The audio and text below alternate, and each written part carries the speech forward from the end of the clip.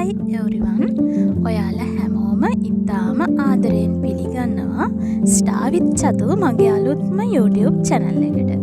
ඉතින් මම අද ඔයාලා එක්ක කතා කරන්නේ මිනිස්සු වශයෙන් අපිට ජීවිතයේ අර්ථවත් ලෙස සතුට පවත්වාගෙන යාමට හේතුපාදක වන විශේෂ කාරණා කීපයක් ගැන.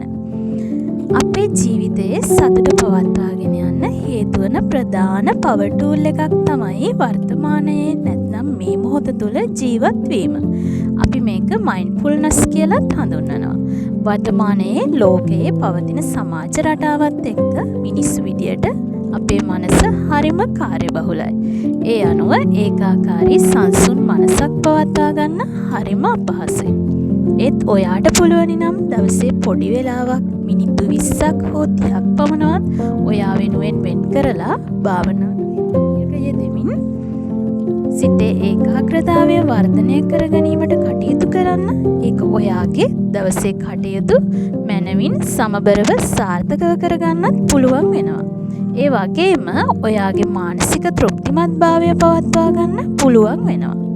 ඒ විතරක් නෙමේ ඔයාගේ වයිබ්‍රේෂන් එක උසස් මට්ටමට ගෙනියන්නත් පුළුවන් වෙනවා. ඒ වගේම තවදුරටත් ඔයාගේ සතුට පවත්වාගෙන යන්න හේතු වෙන තවත් කාරණාවක් තමයි අපට නිතරම එන ඍණාත්මක සිතුවිලි අඳුනගෙන ඒවායින් ඉවත් වී කටයුතු කිරීම. ඍණාත්මක දේවල් වලට ඔයාගේ ફોකස් එක දෙන්න ගියොත් ඔයාගේ එනර්ජි එක ඒ දේවල් හරහා විනාශ වෙනවා. ඔයාගේ අරමුණු වෙනුවෙන් සාර්ථකත්වය වෙනුවෙන් යොදන්න පුළුවන් නැවුම් ශක්තිය විනාශ වෙනවා. ඒ නිසා එවැනි පොඩි හෝ ඍණාත්මක හැඟීම් වලට පොඩි හෝ අවධානයක් නොදී සුබවාදී ධනාත්මක යහපත් සිතුවිලියක කටයුතු කරද්දී සුබවාදී මනසකින් අපිට සාර්ථකත්වයට ලං වෙන්න පුළුවන්. තවදුරටත් අපේ මනසේ සාමය සතුට ස්ථාවරව පවත්වා ගැනීමට අපි කළ යුතු ප්‍රධාන කාරණයක් තමයි තමන්ටම ආදරය කිරීම.